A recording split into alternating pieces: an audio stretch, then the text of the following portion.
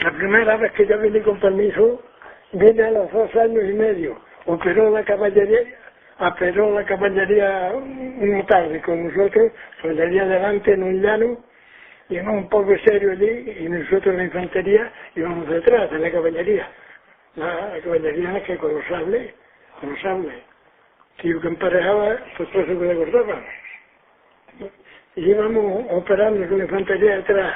Y yo fui una cosa a relucir, pero hasta mecha, le cogí, me guardé en el bolsillo un reloj. Un reloj, claro. Un reloj, marchando y todo, estaba marchando, le cogí, no tenía una puta perra. ¿De algún muerto?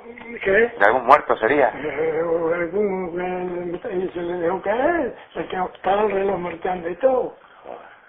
Ya luego se le vendía a los cocineros, en el Cerro La Muela, en el frente Teruel, en el Cerro La Muela, se le vendía a los cocineros, y aquello me valió para venir me dieron permiso, y aquellas perras me valían para venir con permiso, sino yo no podía venir, yo no tenía una puta perra, mi padre tampoco me las podía mandar.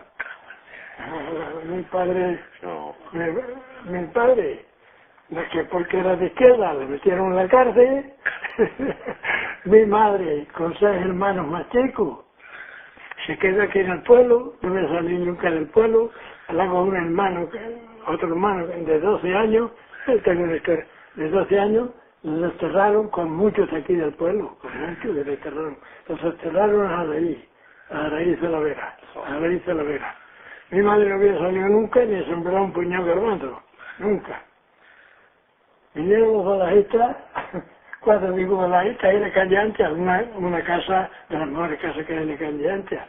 Vinieron, me plantaron a la calle a mis hermanos y mi madre que por esté, echaron una llave y otra verte, y una finca que teníamos ahí abajo a la carretera negra, una buena finca.